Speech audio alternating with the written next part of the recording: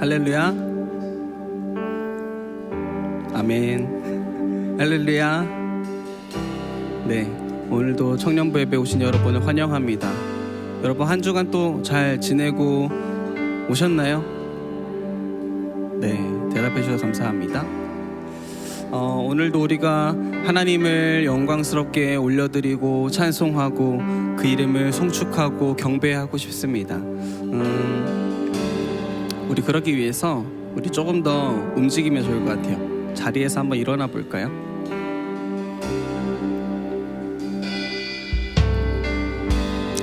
늘 말씀드리지만 절대 강요하는 거 아니고 여러분의 컨디션에 따라서 해주시면 됩니다. 네, 우리 함께 또 기도함으로 주님 앞에 나아갈 텐데 함께 이렇게 기도했으면 좋겠습니다. 하나님, 오늘도 우리 가운데 함께하여 주시고 우리 예배 가운데 주님 충만하게 임자하여 주시옵소서. 성령 하나님, 우리 가운데 오셔서 예배를 다스리시고 주관하셔서 우리 마음 가운데 그리고 이 예배하는 이 공간 안에 성령으로 가득하게 하여 주시옵소서. 오직 성령으로 충만한 예배가 되게 하여 주시옵소서라고 우리 성령님을 이 예배 가운데 초청하시면서 우리의 마음 가운데 초청하시면서 또한 이 예배가 오직 성령으로 가득할 수 있도록 하나님의 임재로 충만할 수 있도록 우리 함께 먼저 기도함으로 주님 앞에 나아가겠습니다. 기도하시겠습니다. 주님 감사합니다. 하나님, 오늘도 이 주일을 맞아서 우리가 한 자리에 모였습니다. 아버지를 예배하기 위하여서 주의 이름을 찬송하기 위하여서 우리가 이 자리에 모였습니다. 하나님, 이 모인 우리를 주님 기뻐 받아주시고 아버지, 이 모임 가운데 이 예배 가운데 또한 우리의 심령 가운데 성령 하나님 임자하여 주시옵소서. 거룩하신 성령 하나님, 또 우리의 빛이 되시는 성령 하나님, 우리 가운데 임자하여 주시고 이 장소 가운데 임자하여 주셔서 하나님 오직 주의 영으로 충만케 하시고 그 충만한 주의 영으로 말미암아 하나님만을 예배하고 주만 바라볼 수 있도록 도와주시옵소서. 하나님, 그래서 그 진리의 영이신 성령을 통하여서 말씀 속에 기록되어 있는 예수 그리스도가 어떠한 분이신지를 우리가 다시 한번 깨닫기를 소망합니다. 그 주님을 예배하기를 원하고 그 주님을 우리 입술을 열어서 찬송하기를 원합니다. 하나님, 예배를 다스려 주시고 충만하게 임자하여 주시옵소서. 아멘.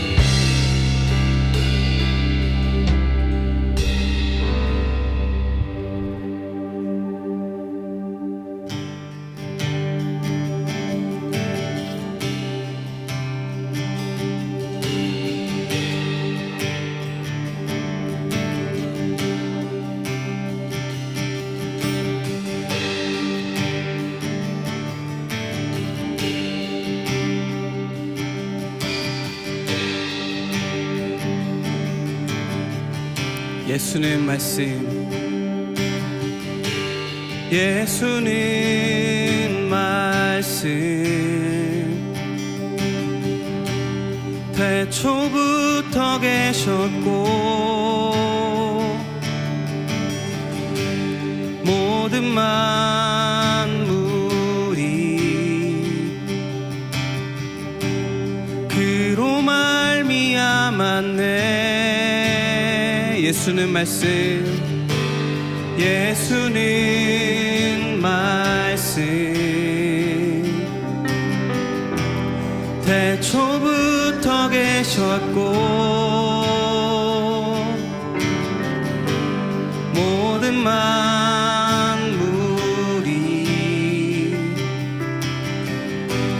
그로 말미암았네. 그분은 생명의 빛, 살아 역사하시는 하나님, 그분은 생명의 빛, 살아 역사하시는 주님, 세상 어둠 권세 주께 굴복했네. 나 주님만을 섬기리. 그 말씀 속에 거하리.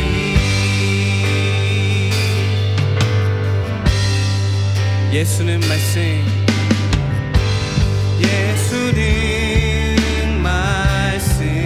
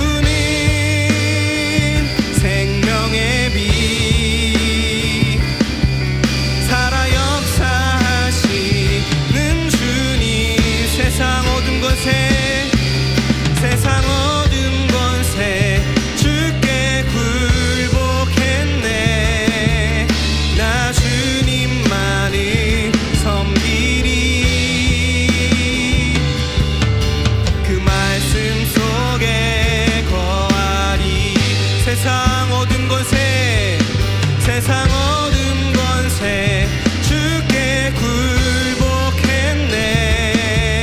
나 주님만을 섬기리. 그 말씀 속에 거하리. 세상 얻은 권세 세상 얻은 권세 주께 굴복했네. 나 주님만을 섬기리. 그 말씀 속에 거하리. 아멘. 아멘. 주님 홀로 높임 받으시옵소서. 아멘.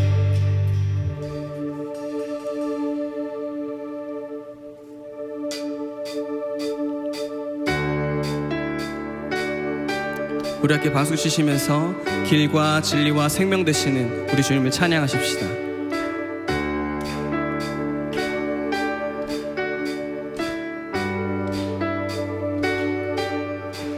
주는 반석 내 구원자, 주는 소망 나의 피난처, 주 나의 모든 것. 주는 반석 내 구원자, 주는 소망 나의 피난처, 주 나의 모든 것.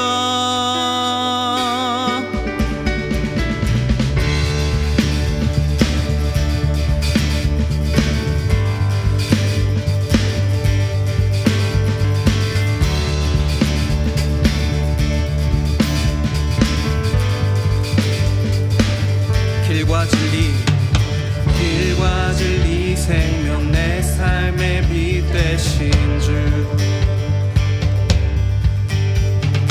길과 진리 생명 내 삶의 빛 되신 주. 나의 믿음 주께 있네. 나의 믿음 주께 있네. 주는 반석 내 구원자, 주는 소망 나의 피난처, 주 나의 모든 것. 길과 진리, 길과 진리 생명 내 삶의 빛 되신 주. 길과 진리 생명 내 삶의 빛 되신 주. 나의 믿음 주께 있네. 나의 믿음 주께 있네. 주는 반석 내 구원자, 주는 소망 나의 피난처, 주 나의 모든 것. 주는 반석, 주는 반석 내 구원자, 주는 소망 나의 피난처, 주 나의 모든 것.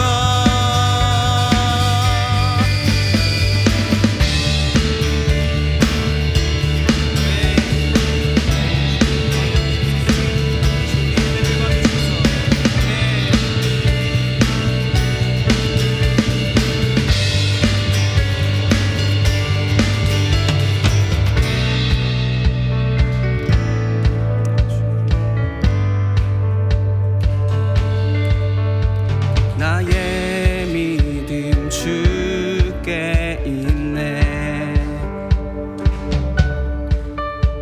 나의 믿음 주께 있네.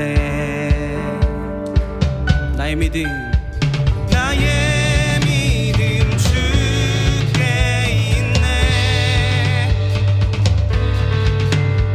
나의 믿음 주께 있네.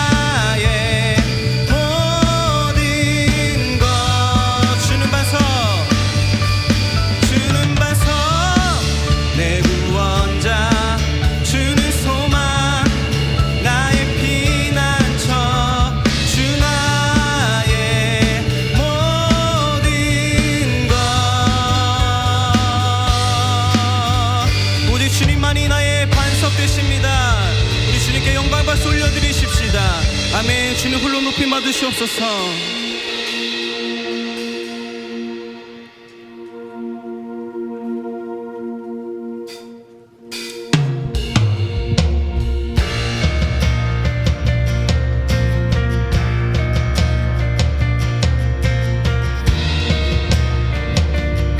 오직 주님만이 우리의 소망이십니다.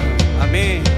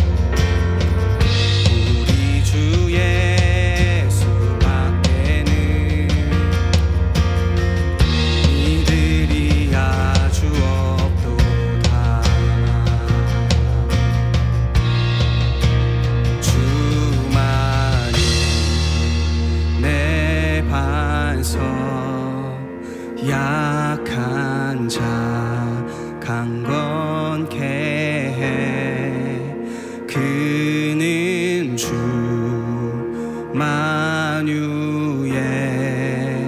주시라. 무섭게 바람 부는 밤 무섭게 바람 부는 밤 물결이 높이 설렐 때 우리 주 크신 은혜에 소망에 닿을 줄이라. 다시 한번 고백하십시다. 무섭게 바람 부는 밤 무섭게 바람 부는 밤 물결이 높이 설렐 때 우리 주 크신 은혜에 소망에 닿을 줄이라. 소망에 닿을 줄이라. 소망에 닿을 줄이라.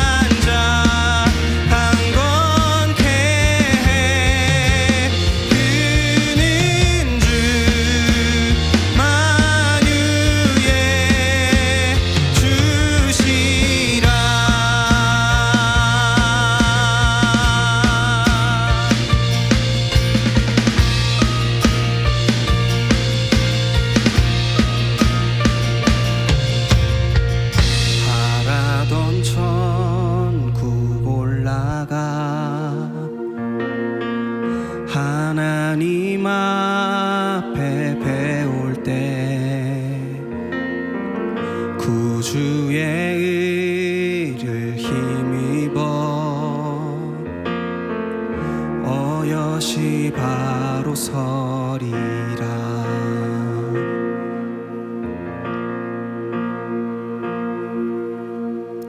바라던 천국 올라가 하나님 앞에 배울 때 구주의 의를 힘입어 어여시 바로 서리라.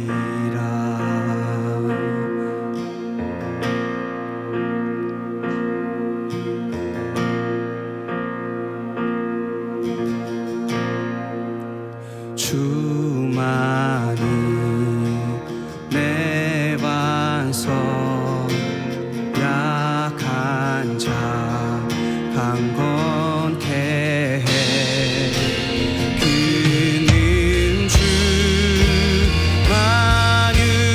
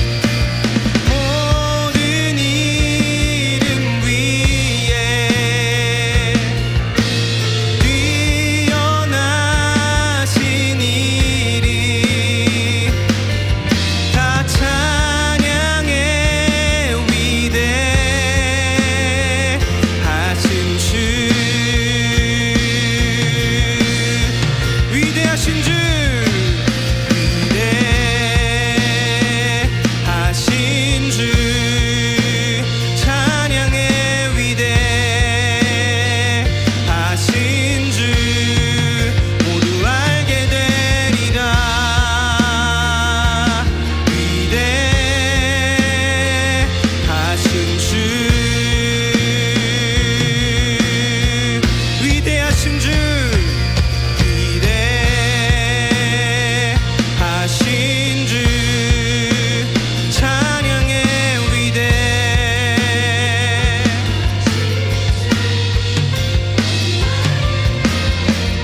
아멘 하신 주 위대하신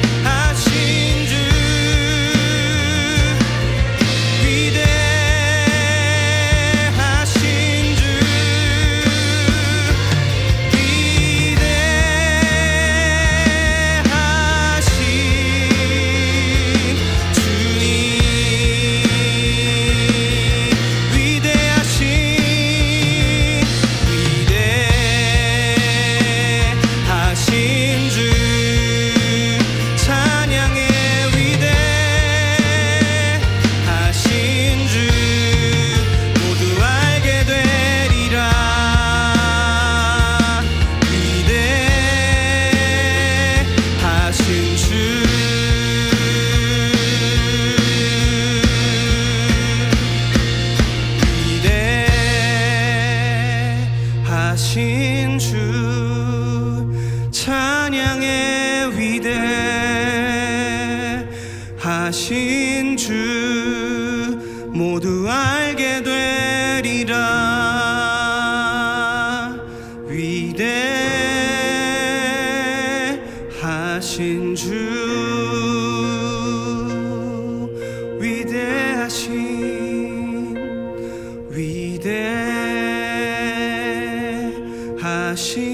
주 찬양의 위대하신 주 모두 알게 되리라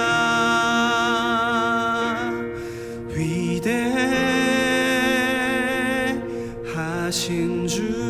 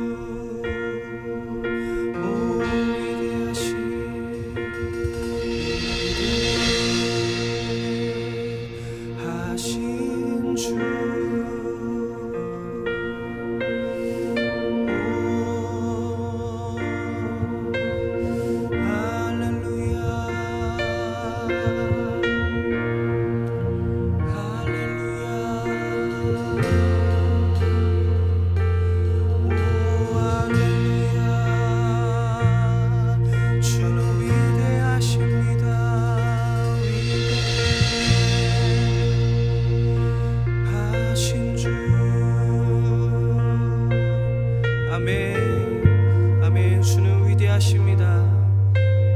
주는 홀로 높임받기 합당하신 주님이십니다. 주님 모든 이름이 뛰어나십니다. 그 어떤 이름도 주님보다 높을 수 없고 그 어떤 이름도 주와 같을 수 없습니다. 아멘. 아멘. 아멘. 아멘. 주님의 이름을 찬송합니다. 아멘. 아멘. 아멘. 주를 홀로 높임 받으시옵소서. 주님 이곳 가운데 임자하여 주시고 우리와 함께하여 주시옵소서. 가장 뛰어나신 가장 높으신 전능하신 전지하신 크신 하나님을 찬송합니다. 아멘. 아멘. 아멘.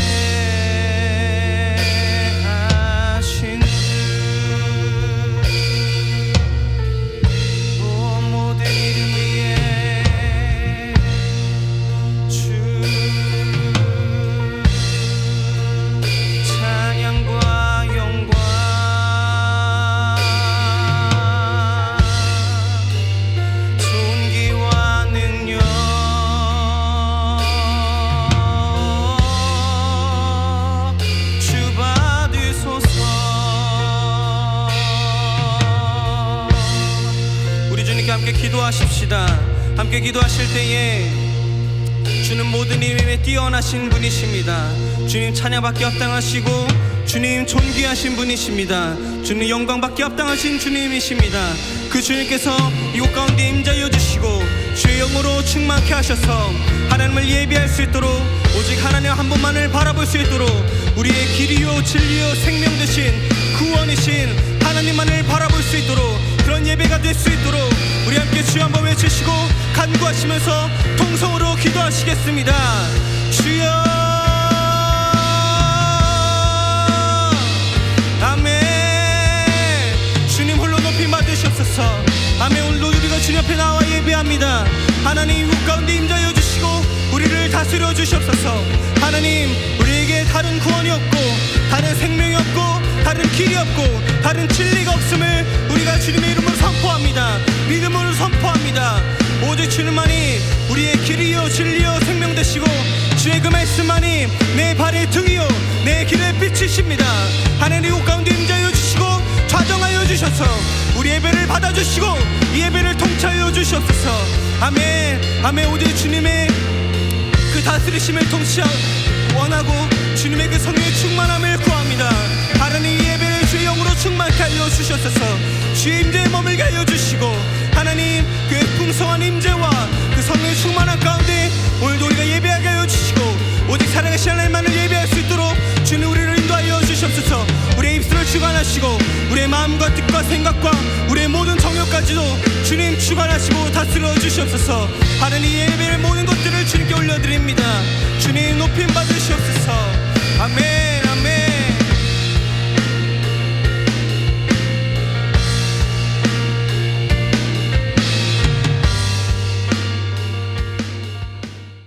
오늘 함께 보실 하나님의 말씀 요한복음 12장 1절로 8절까지의 말씀입니다.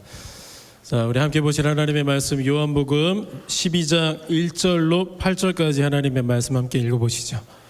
자, 요한복음 12장 1절로 8절까지입니다.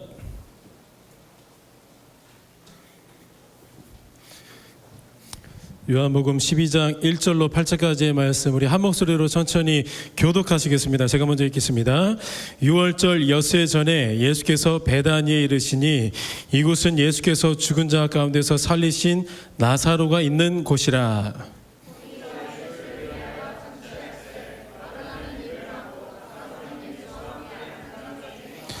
마리아는 지극히 비싼 향유 곧 순전한 나드 한 근을 가져다가 예수의 발에 붓고 자기 머리털로 그의 발을 닦으니 향유 냄새가 집에 가득하더라. 이 향유를 어찌하여 300데나리온에 팔아 가난한 자들에게 주지 아니하였느냐 하니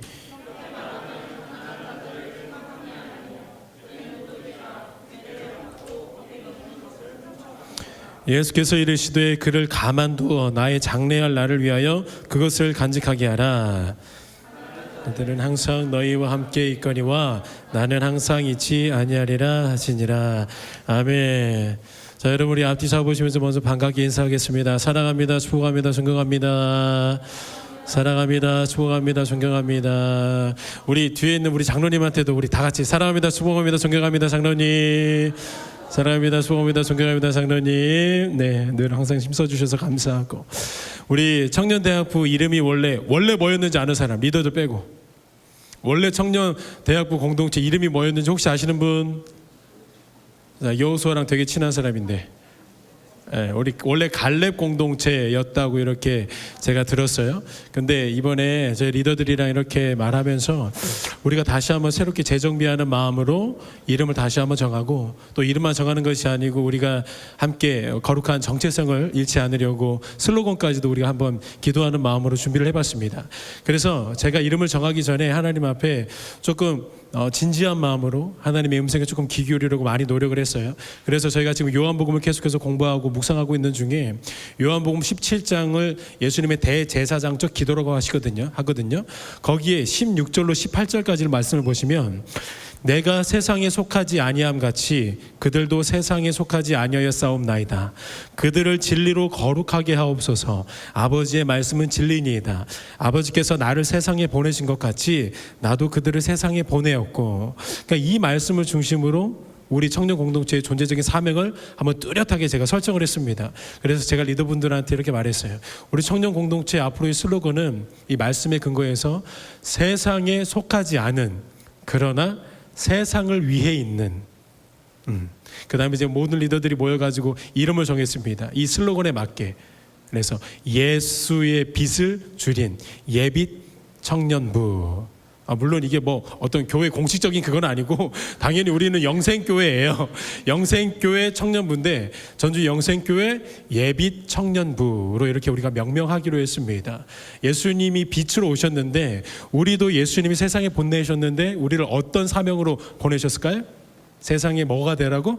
빛이 되라. 근데 단순히 그냥 빛이 아니고 전구의 개념이 아니고 누구를 밝혀내는 존재적인 사명을 가진 사람들입니까? 예수님을 밝혀내는 예수의 빛된 제자들이라는 이런 의미를 담아서 명명을 했습니다. 이것을 놓고 여러분들 끊임없이 기도해 주시고 함께 마음을 모아주시면 참 고맙고 감사할 것 같고요. 그 다음에 제가 또 하나 좀 공지해 드리고 싶은 것은 이제 앞으로 계속해서 지금 몇 주 동안 광고를 했는데요. 뒤에 헌금 조그마한 네모 박스가 있습니다. 그 굉장히 고급 재질이에요. 벨벳 재질이거든요. 그 벨벳 재질에다가 여러분들 헌금을 꼭 봉투에다가 혹시 없으면은 뒤에 안내하는 우리 리더 두 분 있으니까 항상 있으니까 리더분들에게 말씀하셔서 봉투 만드셔서 봉투에다가 헌금을 이렇게 봉투에다가 헌금을 담으셔서 저기 벨벳 헌금함에다가 담아주시면 감사하겠습니다. 자, 그리고 또 하나요. 저희가 이제 예배 폼을 조금 바꿨습니다.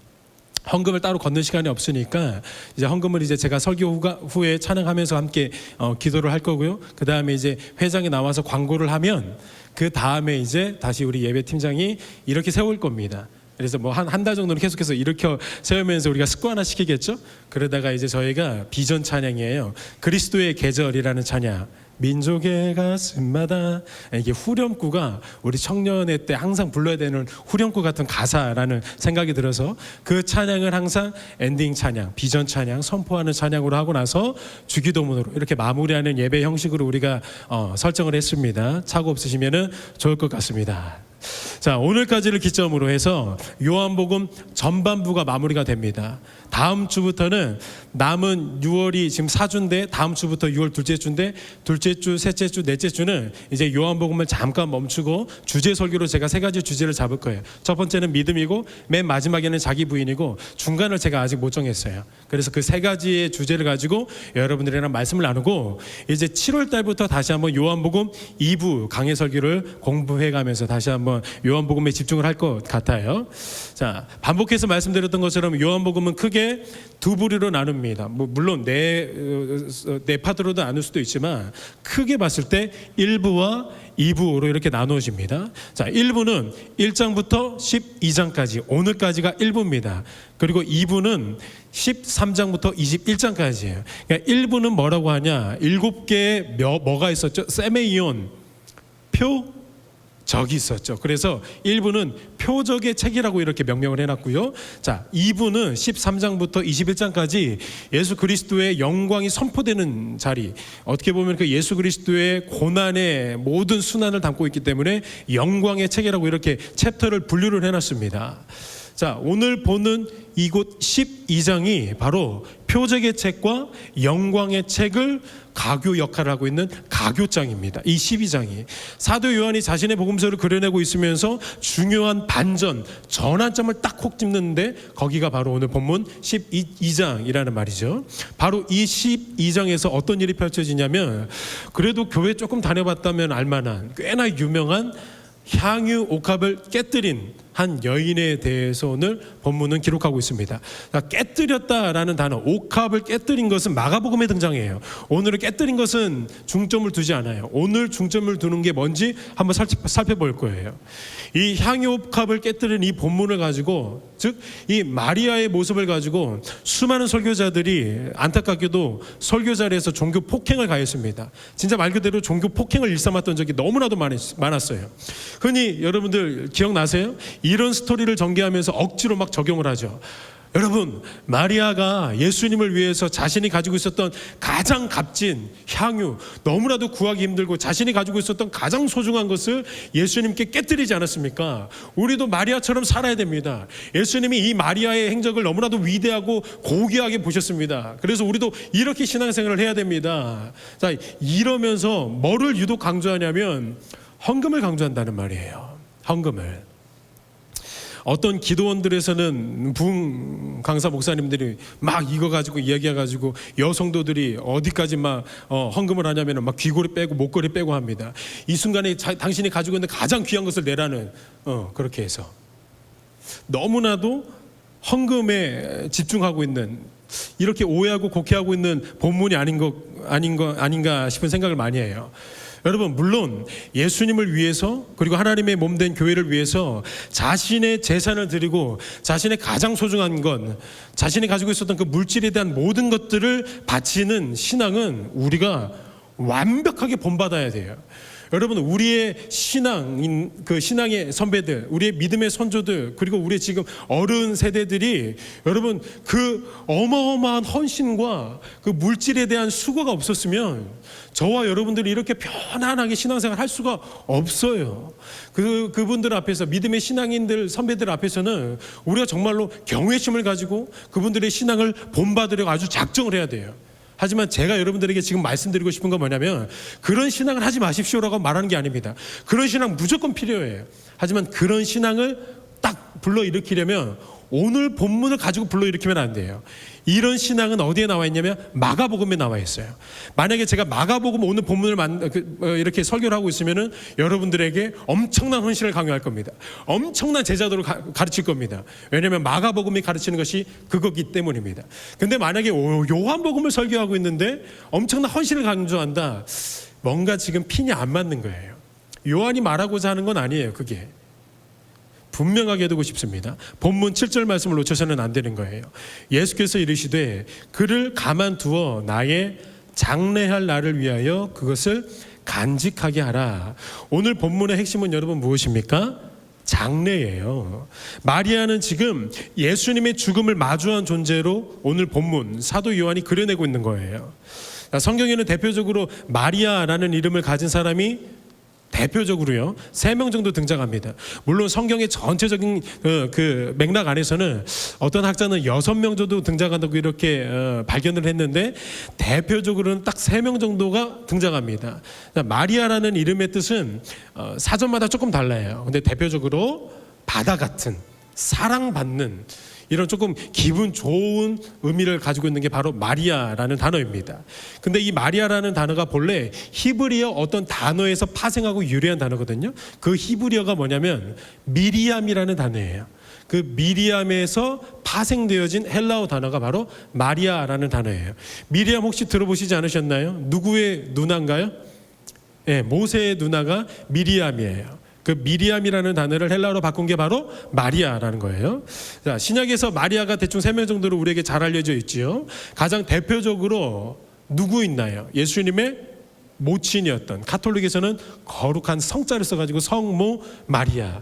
가장 대표적인 신약의 인물 중에 대표되는 사람이 모친, 예수님의 모친이었던 마리아가 있습니다. 자, 그리고 두 번째로 또 대표적으로 아는 사람들, 많이 알려져 있는 또 한 명의 마리아, 막달라 지역에서 살았다 그래가지고 그 출신 지역을 말하면서 막달라 마리아라는 이름을 가지고 있는 마리아가 또 한 명 있습니다. 이 마리아는 또 뭘로 유명한가요? 7 귀신 들렸다가 예수님 만나가지고 온전하게 치유된 마리아예요. 근데 이 마리아가 또 뭘로 유명하냐면 예수님이 죽음에서 부활하시고 가장 먼저 만나주셨던 마리아가 바로 이 막달라 마리아입니다. 그러니까 이 막달라 마리아가 예수님과 관계가 굉장히 친밀했다는 것을 우리가 성경에서 알 수 있다는 겁니다. 자, 이 두 사람이 있고 또 한 사람이 있습니다. 오늘 등장하는 향유 옥합을 깨뜨렸던 베다니 사람 마리아입니다. 나사로의 누이로 유명하죠. 이렇게 3명의 마리아라는 이름으로 널리 알려진 사람들이 있습니다. 근데 여러분 짤막하게 제가 갑자기 팁을 하나 드리면 우리 찬송가 한글 찬송가 보면 211장을 보시면 이런 찬양이 있어요. 값비싼 향유를 주께 깨뜨린 막달라 마리아. 이 찬양이 있는데 사실 이 찬양의 근거 출처의 본문이 뭐냐면 누가복음 7장으로 제가 알고 있거든요. 근데 누가복음 7장에서는 막달라 마리아도 아니에요. 오늘 베다니의 마리아도 아니에요. 그냥 여인으로 등장해요. 그 어떤 여인이 그냥 향유 옥합을 깨뜨려요. 또 이런 사건이 하나가 또 있어요. 그래서 아마 학자들이 이게 혹시 막달라 마리아가 아닌가 싶어가지고 찬양을 그렇게 작사를 했는데 요즘 들어서 학계에서는 뭐라고 말하냐면은 그거는 막달라 마리아가 아니었을 것이다. 그래서 211장은 살짝 틀렸다. 오류를 좀 지적하는 경우가 있습니다. 여러분 마리아를 다시 한번 정리해 보시죠. 예수님의 모친이었던 마리아가 있어요. 그 다음에 막달라 마리아 있어요. 그리고 오늘 본문에 베다니 사람 나사렛 누이였던 마리아가 있습니다. 자, 본문 2절을 먼저 보시죠. 2절에 거기서 예수를 위하여 잔치할세. 자, 지금 본문의 배경이 여러분 어떤 배경입니까?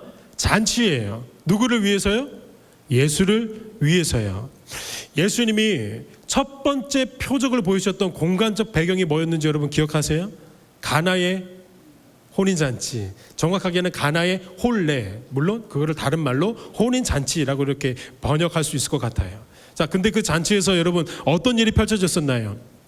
기쁨의 잔치예요. 여러분 잔치에서 희락을 빼면은 그 잔치가 무슨 이유가 있고 무슨 의미가 있겠습니까? 근데 그 가나의 혼인잔치에서 기쁨과 행복을 상징하던 뭐가 떨어졌었나요? 포도주가 떨어졌었어요. 무엇을 의미하나요? 분명히 잔치긴 잔치인데 기쁨을 상실한 잔치였다는 거예요.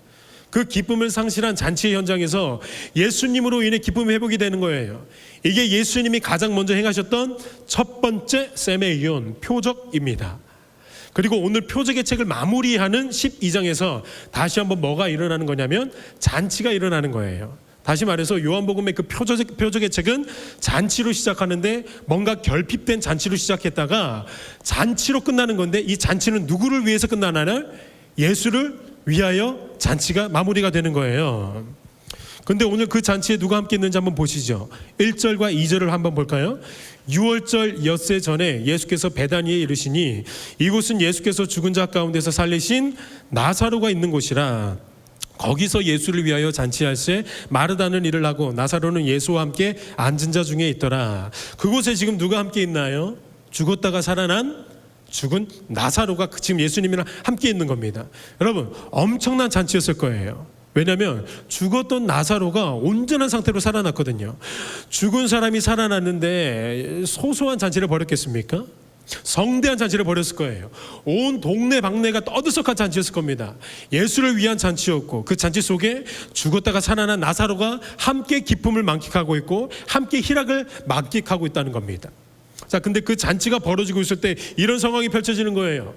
나사로의 누이였던 마리아가 갑자기 예수님께 다가와가지고 발에다가 향유를 붓습니다. 다른 복음서를 보면은 머리에다가 부었다고 말하는데 요한복음은 발에다가 이렇게 부었다라고 주목을 시키는 거예요. 그리고 마리아가 그 앞에 엎드려서 자신의 머리를 풀고 예수님의 발에 닦습니다. 물론 풀다라는 단어는 없어요. 하지만 이거는 풀었다고 모든 사람들이 동의해요. 마리아가 자신의 머리를 풀어 헤치고 예수님의 발을 닦습니다. 그리고 그 후에 성경은 이렇게 분명하게 기록하죠. 향유 냄새가 온 집에 가득하더라. 냄새가 가득했다고 지금 주목을 시키는 거예요. 다시 한번요. 냄새가 가득했다고 지금 주목을 시키고 있는 거예요. 이 부분을 놓치면 오늘 본문을 아예 놓치는 겁니다. 이 부분을 우리가 꽉 잡고 있으면 본문을 정확하게 이해하고 있는 거예요. 냄새가 가득하더라. 예수님에게 부어진 향유는 지금 우리나라 기준으로 봤을 때 1년치 월급에 해당되는 값비싼 향유였습니다. 그 향유를 예수님에게 몽땅 부어버리니까 그 모습을 지켜보고 있었던 가룟 유다가 나무라기 시작하는 거예요. 야, 이 마리아야, 가난한 자들에게 주면 더 좋을 것을 왜 이렇게 불필요하게 낭비를 하느냐. 아니 조금만 부어도 이 냄새가 온 집안에 가득할 건데 그거를 너무 많이 부어가지고 아니 남김없이 왜 붓냐. 그거 가지고 가난한 사람도 좀 도와줄 수 있는데 가룟 유다가 계속해서 핀잔을 주기 시작합니다. 근데 유다가 가난한 자들을 생각하는 것처럼 이렇게 말하고 있지만 성경은 또 분명하고 확실하게 우리에게 말해주죠.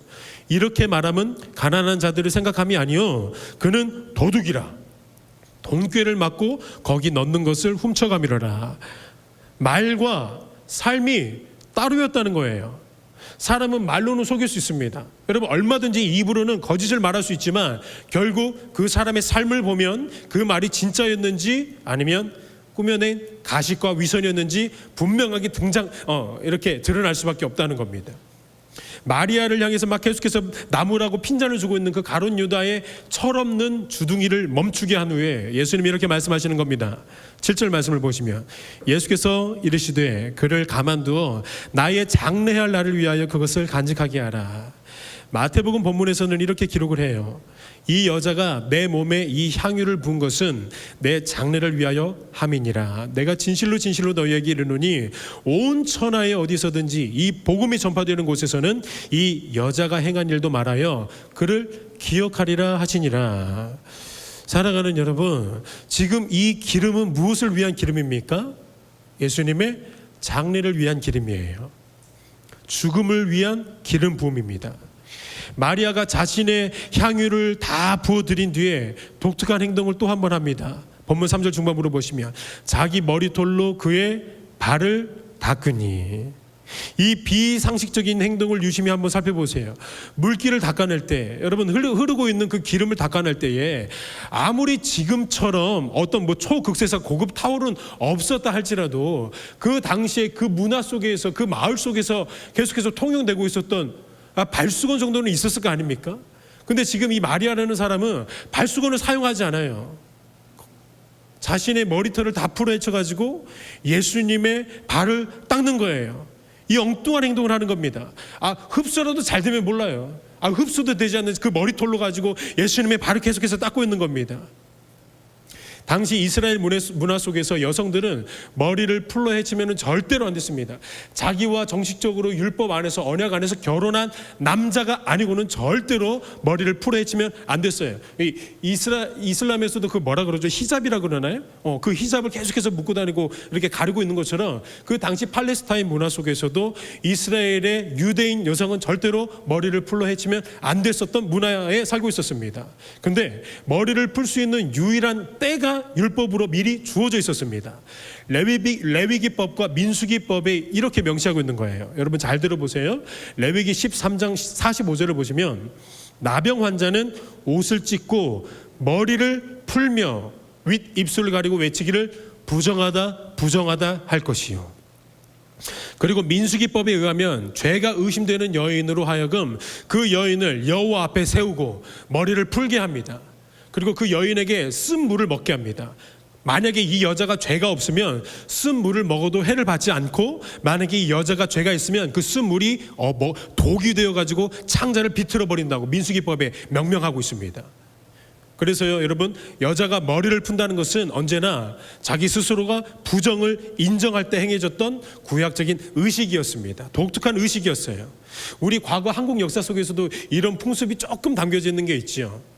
대역 죄인이 옥에 갇히고 재판을 받을 때 반드시 머리를 풀어 헤치도록 규정해 놓았어요. 성경도 말하는 겁니다. 스스로 부정하다고 외치기 전에 머리를 먼저 풀어라.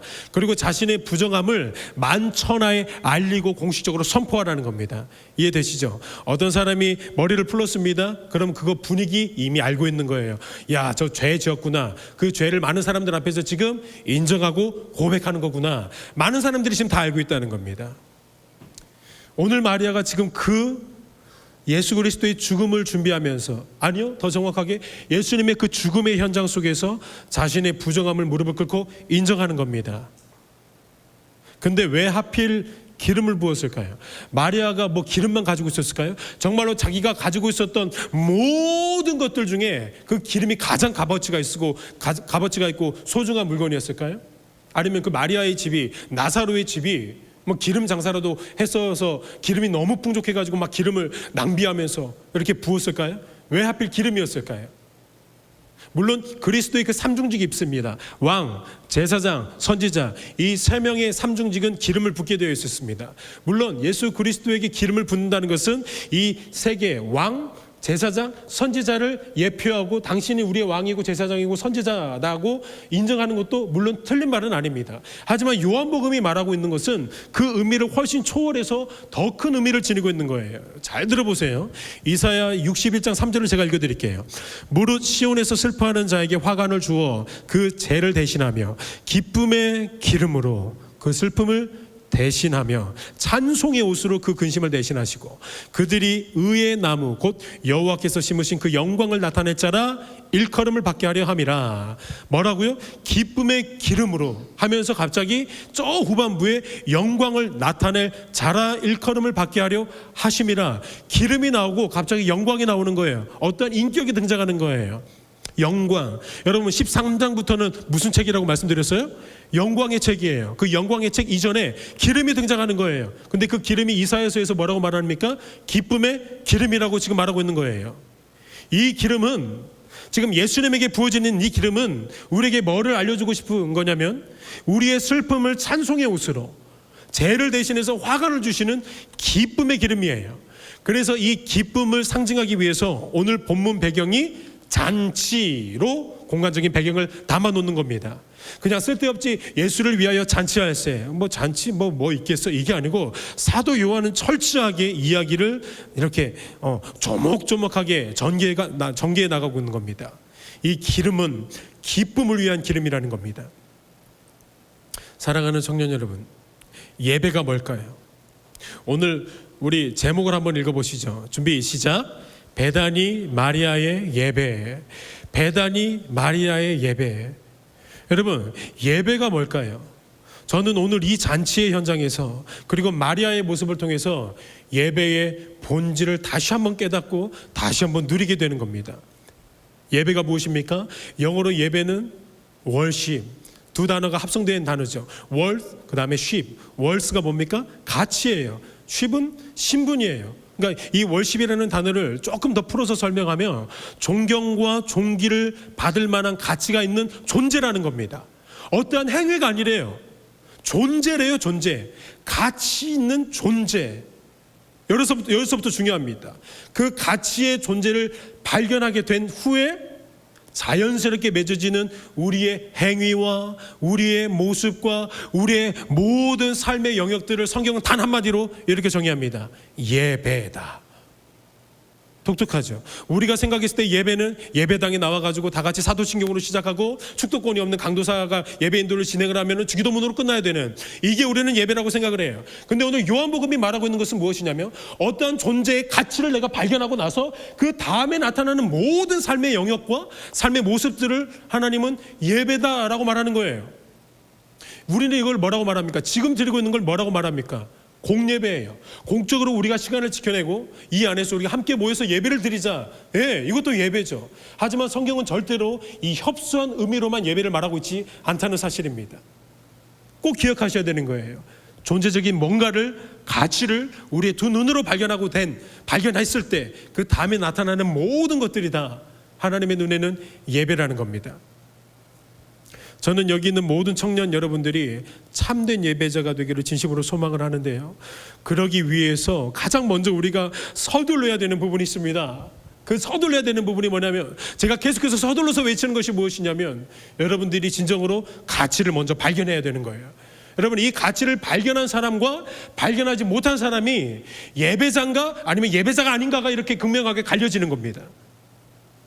이 가치를 발견한 사람은 그 가치의 발견으로 인해서 무엇인가 계속해서 이루어지게 되는 겁니다. 어떠한 행동이 결론적으로 나타나게 돼요. 변화가 일어나는 거예요. 그게 바로 예배라는 겁니다. 근데 그 가치가 어디에서 발견되어진다는 겁니까? 바로 예수 그리스도의 죽음과 부활이에요. 십자가의 현장에서 진정한 예수 그리스도의 참된 가치를 발견할 수 있습니다. 예수님이 무리를 떠가지고 오실 때 막 신기하게 놀라운 모습으로 이적을 행하고 있을 때, 예수님의 존재적인 가치를 발견하는 게 아니라고 말하는 겁니다. 오병이어의 어떤 기적들을 발견할 때에 우리가 와, 예수님 대단하네? 아니요, 성경은 그런 거에 초점을 맞추지 않아요.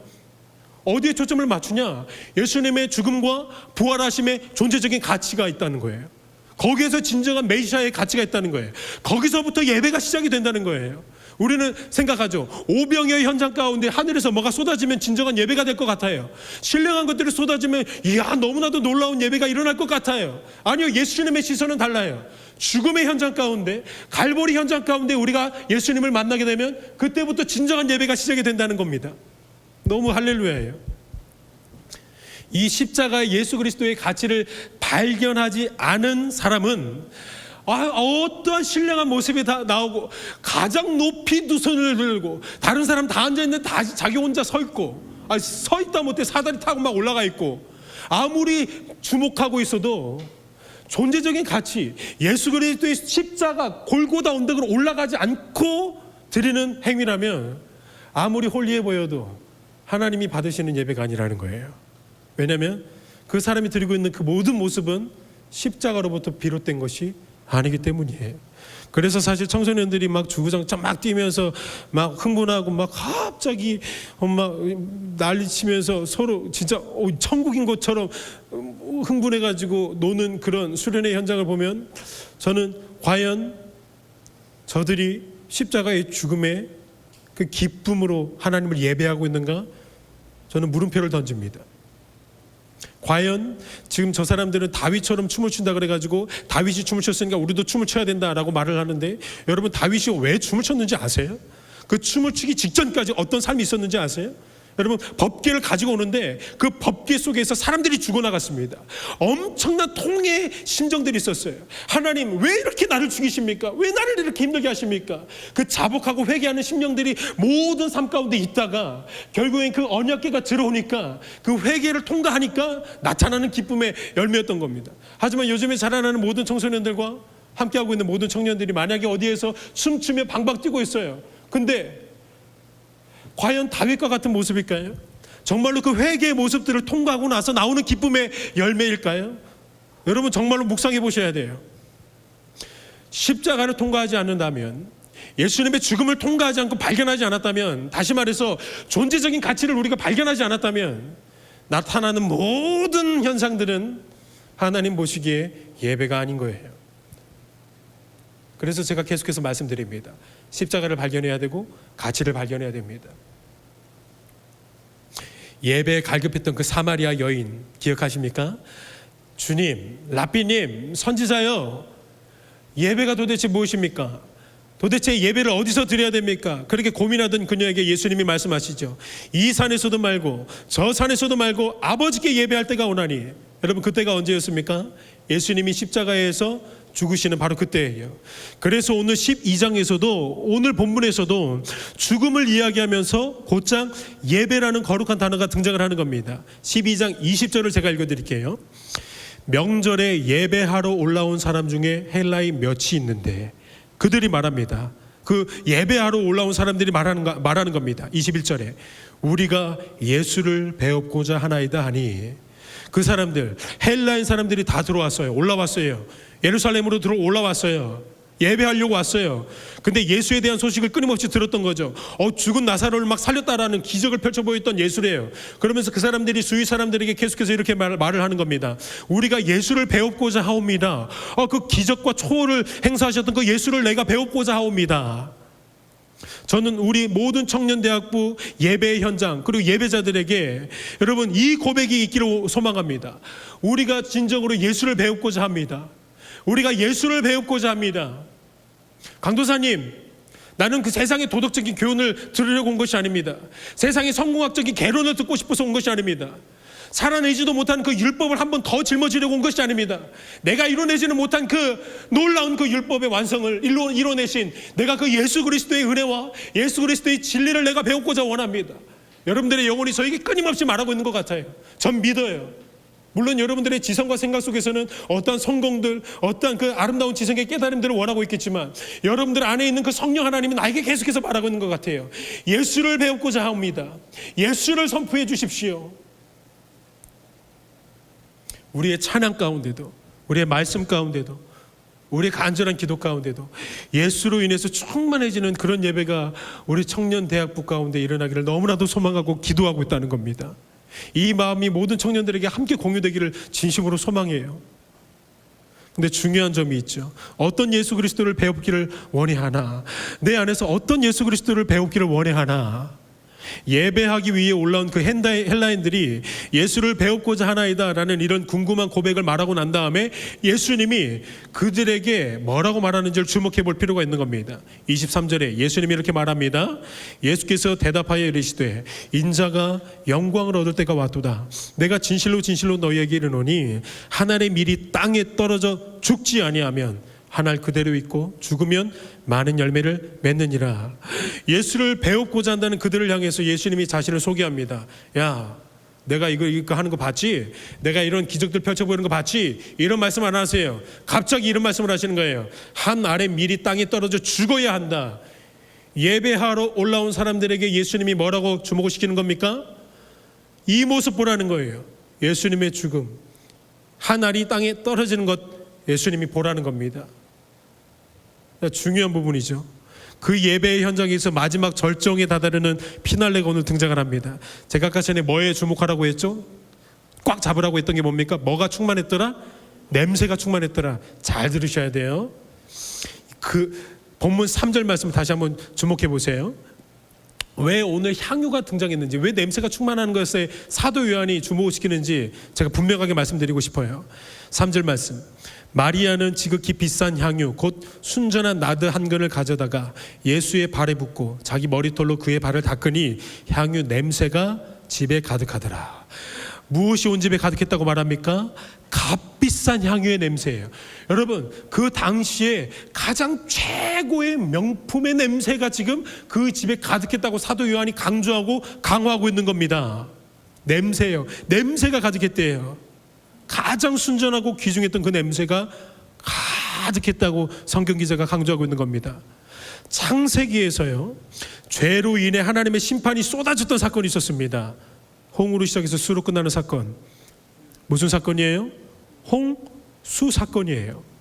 그 사건에서 하나님의 은혜로 구원을 받은 노아가 홍수가 다 끝나고 나서, 하나님의 심판이 다 끝나고 나서 하나님 앞에 번제로 제단에다가 제물을 바칩니다. 창세기 8장 20절과 21절 말씀입니다. 노아가 여호와께 제단을 쌓고 모든 정결한 짐승과 모든 정결한 새 중에서 제물을 취하여 번제로 제단에 드렸더니 여호와께서 그 향기를 받으시고 그 중심에 이르시되 내가 다시는 사람으로 말미암아 땅을 저주하지 아니하리라. 놀랍죠. 여러분, 지금 노아가 제단에다가 제물을 바치고 태워가지고 하나님 앞에 드리고 있어요. 근데 그 냄새를 보면서 하나님이 이렇게 말씀하시는 거예요. 향기롭다. 그러면서 하나님이 이렇게 묵상하시죠. 내가 다시는 사람을 저주하고 심판하지 않겠다. 여러분, 이 창세기 사건은 뭐를 예표하고 있는 사건이게요? 당연히 예수 그리스도의 죽음의 사건을 예표하고 있는 겁니다. 그래서 신약은 신약만 봐서는 절대로 이해할 수 없어요. 구약에 입각해서 신약을 이해해야 되는 거예요. 그래서 저쪽에 율법서들을 보면은 구약의 짐승에 관련된 제사법에 항상 독특하게 마지막에 반복되는 문구가 하나 있습니다. 대표적인 문구, 출애굽기 29장 18절에 그 순양 전부를 제단 위에 불사르라. 불사를 해요. 이는 여호와께 드리는 번제예요. 이는 향기로운 냄새니. 향기로운 냄새래요. 이야, 하나님 독특하시죠. 이게 무슨 의식인지 아세요? 죄를 전가받은 그 짐승이 있잖아요. 제가 그 짐승에다가 안수를 하면은 제 모든 죄악들이 이 짐승에게 다 전가가 되고, 이 짐승에게 하나님이 뭐 하라고 하셨냐면은 각을 띠래요. 내장을 다 꺼내래요. 그냥 난도질 하래요. 그냥 죽이래요. 그런 다음에 맨 마지막으로 무슨 의식하냐? 이 모든 각든 거 그냥 난도질 당한 그 짐승을 제단 위에 올려놓고 불에 태웁니다. 이것을 화제라고 말합니다. 그러면서 연기가 막 뭉글뭉글 피어오르겠죠. 근데 하나님이 이렇게 고백하시는 거예요. 향기롭다. 여러분, 우리가 믿는 하나님이 약간 이런 하나님이세요. 그 냄새를 맡으면서 향기롭다라고 말씀하시는 하나님이에요. 왜 향기로울까요? 뭐가 죽는 거예요? 예수님이 사랑하시는 자녀들의 죄가 죽는 거예요. 여러분, 이게 구약의 제사의 마지막 피날레였습니다. 하나님이 향기롭다라는 고백이 구약의 피날레였습니다. 바로 그런 이유 때문에 오늘 본문도 예수 그리스도의 죽음을 말하고 앞세우면서 뭐가 등장하냐면 향기가 등장하는 거예요. 냄새가 등장하는 거예요. 어떤 클래스의 향기입니까? 가장 가치 있고 순전한 향기라고 강조하고 있는 겁니다. 그 시대 가운데 가장 향기로운 게 뭐가 있지? 가장 향기로운 게 뭐가 있지? 예수님의 그 제사를 가장 높일 수 있고 송축할 수 있는 향기가 뭐가 있지? 그래서 마리아의 향유, 나드 한근이라는 그 향유의 본문을 집중시키는 겁니다. 주목시키는 겁니다. 무엇을 말하는 겁니까? 예수 그리스도의 죽음이 이 세상의 그 어떤 향기보다 가장 향기롭다는 거예요. 누구에게요? 하나님에게요. 그걸 말하고 싶으셔서 창세기부터 구약의 모든 율법서들이 맨 마지막에 향기로 끝났던 겁니다. 모두 다 예수 그리스도를 예표하고 있었던 거예요. 에베소서 5장 2절 말씀을 통해서 사도 바울이 이렇게 선포를 합니다. 그는, 예수 그리스도는 우리를 위하여 자신을 버리사 향기로운 제물과 희생 제물로 하나님께 드리셨느니라. 예수님이 자신을 버리신 것, 하나님께 자신을 드리셨던 모습을 바로 하나님이 향기라고 말합니다. 근데 놀랍게 우리를 향하신 하나님의 말씀 가운데 충격적이게도 이런 말씀이 있어요. 여러분 잘 들어보세요. 이 말씀만 하고 우리 바로 기도하시죠. 고린도후서 2장 15절 말씀이에요. 우리는 구원받는 자들에게나 망하는 자들에게나 하나님 앞에서 그리스도의 향기니. 우리가 향기래요. 로마서 12장 1절 말씀에 그러므로 형제들아 내가 하나님의 모든 자비하심으로 너희를 권하노니 너희 몸을 하나님이 기뻐하시는 거룩한 산제물로 드리라. 이는 너희가 드릴 영적 예배니라 라고 말하고 있는 거예요. 여러분 예배가 무엇입니까? 예수님이 하나님에게 자신을 희생제물로 드림으로 향기가 되셨던 것처럼 우리도 우리의 몸을, 다른 말로 우리의 삶을, 여러분 우리의 모든 것들을 예수님께 제물로 드리는 거예요. 모든 영역 속에서 예수님의 죽으심을 본받아서 예수님처럼 죽는 거예요. 예수님처럼 그냥 드리는 거예요. 그래서 오늘 12장에 예수님이 이렇게 말씀을 마무리합니다. 12장 25절에 자기의 생명을 사랑하는 자는 잃어버릴 것이요 이 세상에서 자기의 생명을 미워하는 자는 영생하도록 보존하리라. 예수님을 따르는 제자들의 삶이 이뤄야 된다는 겁니다. 자신의 생명을 미워하는 삶이래요. 무슨 말입니까? 자신의 생명을 태워드리는 거예요. 누구에게요? 예수님에게요. 여러분 우리의 모든 동역자들에게요. 여러분들 옆에 있고 앞뒤에 있는 모든 주님의 사람들에게 자신의 감정과 자신의 삶을 태워드리는 거예요. 그러면 우리 그 삶을 우리 하나님이 받으실 때 이렇게 고백해 주시는 겁니다. 사랑하는 아들아, 사랑하는 딸아, 너의 그 삶이 향기롭다. 하나님이 이렇게 고백해 주시는 겁니다. 왜 향기롭게 하나님이 느끼실까요? 그 냄새 어디에서 맡으셨나요? 예수님에게 맡았던 향기예요. 그 예수의 삶이 우리 가운데 나타나는 거예요. 예수님에게 나의 비전을 드리고 나의 물질을 드리고 나의 삶을 드리고 나의 모든 것들을 드리고 나와 함께 지체된 모든 사람들에게 나의 감정을 드리고 나의 물질을 드리고 나의 모든 것들을 소비할 때에 나는 정말로 죽겠는 거예요. 다른 사람들이 거루가 야 너 뭐 낭비하는 거냐, 너 지금 뭐 하는 거야, 아무리 논리적으로 생각하고 계산적으로 봐도 너 정말로 멍청하고다. 가룟 유다 같은 사람들이 나에게 계속해서 빈잔을 주는데 우리 예수님은 우리에게 뭐라고 고백해 주시냐면은 향기롭다고 말하는 거예요. 야 지금 너 그럴 때가 어딨어, 소그룹 인원들 챙길 때가 어딨어, 빨리 계속해서 취업 준비해야지, 뭐 준비해야지. 사람들은 계속해서 빈잔을 줘요. 하지만 하나님 앞에 하나님 내 모든 지체들을 위하여서 함께 동역하고 있는 모든 주님의 사람들을 위하여서 내 시간을 드리겠습니다. 나의 물질 드리겠습니다. 그때 우리 하나님이 이렇게 고백해 주실 것입니다. 딸아, 아들아, 너의 그 삶이 향기롭다.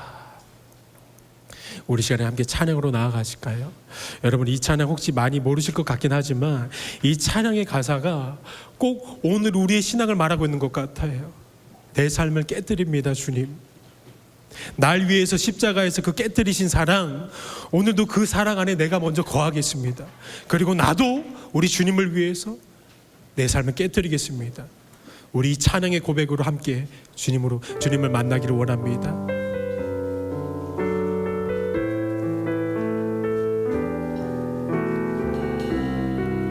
여러분 우리 시간에 가사를 깊이 묵상하시면서 하나님 찬양하기 원하여.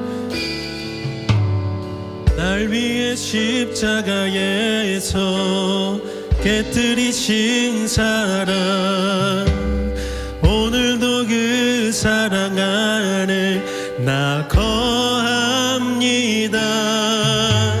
주님의 생명 내 안에 있고 주님 주님의 사랑 날 강권하니 나 오늘도 주께 내 삶을 깨뜨립니다. 오 주여 내 삶을 깨뜨립니다. 주 머리 위에 붓습니다. 내 모든 삶과 생명을 주님 얻으소서. 아멘. 오 주여 내 삶을 깨뜨립니다. 주 머리 위에 붓습니다. 주님께라면 아깝지 않습니다. 우리 처음부터 다시 고백합시다. 날 위해 십자가에서 날 위해 십자가에서 깨뜨리신 사랑 오늘도 그 사랑 안에 나 거합니다. 주님의 생명 내 안에 있고 주님의 사랑 날 강권하니 나 오늘도 주께 내 삶을 깨뜨립니다. 할렐루야. 깨뜨립니다. 주 머리 위에 붓습니다. 내 모든 삶과 생명을 주님 얻으소서. 오 주여 내 삶을 오 주여 내 삶을 깨뜨립니다. 주 머리 위에 붓습니다. 주님께라면 아깝지 않습니다. 내 눈을 열어주소서. 내 눈을 열어주소서. 주의 참된 가치 보도록 내 앞에 계신 주님과 피할 것은 없습니다. 내 손에 남은 것 없이 아낌없이 다 드립니다. 주님 한 분만을 위하여 한 방울 더 남김없이 전기와 영광을 받으소서. 전기와 영광을 받으소서. 하나님 어린 양 예수 능력과 부와 지혜와 힘을 받으소서. 전기와 영광을 받으소서. 하나님 어린 양 예수 나라와 권세 영광 모두 주님. 한 번 더. 전기와 영광을 받으소서. 전기와 영광을 받으소서. 하나님 어린 양 예수 능력과 부와 지혜와 힘을 받으소서. 전기와 영광을 받으소서. 하나님 어린 양 예수 나라와 권세 영광 모두 주님께. 여러분 이 시간에 두 가지 기도의 제목을 가지고 함께 뜨겁게 기도하기를 원합니다. 먼저 우리를 위해서 자신을 내어드리신 그 예수님께 무한한 감사의 고백으로 기도하기를 원합니다. 우리를 위해서 자신을 버리시고 죽음을 기꺼이 택하신 예수님의 은혜 앞에 감사의 고백으로 나아가시고 십자가 안에 담겨진 그 참된 가치를 더욱더 발견하고 더 큰 감사와 더 큰 경배의 삶을 살아갈 수 있기를 위해서 간절히 간구하시고 또 계속해서 기도하실 때에 이제는 우리의 삶을 주님께 내어드리고 태워드리는 결단의 기도로 나아가기를 원합니다. 우리의 감정과 우리의 시간과 우리의 비전과 우리의 전부를 예수님께 내어드리고 거룩한 산제물로 우리의 존재를 바칠 때에 우리 하나님은 우리에게 이렇게 말씀해 주시는 겁니다. 그 삶이 향기롭다. 우리가 이곳에서 드려지는 모든 예배도 오직 예수 그리스도께 올려지는 예배가 될 때에 하나님이 향기롭게 받으실 것입니다. 이 기도의 제목들을 가지고 우리 시간에 주여 한번 부르시는 마음에 간절히 기도하기를 원합니다. 기도합니다.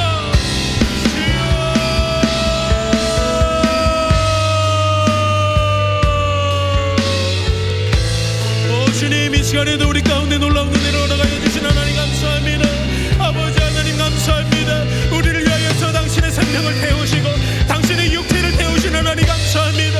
그 예수 그리스도 앞에 우리가 송축하기를 원하고 우리가 아버지 하나님 앞에 경배하기를 원합니다. 주님의 진정한 가치를 더욱더 발견할 수 있도록 오 주님 역사하여 주시옵소서. 그러므로 아버지 하나님 우리의 모든 삶이 예수 그리스도의 가치를 발견한 삶이 되길 원하고 오직 주님을 더욱더 발견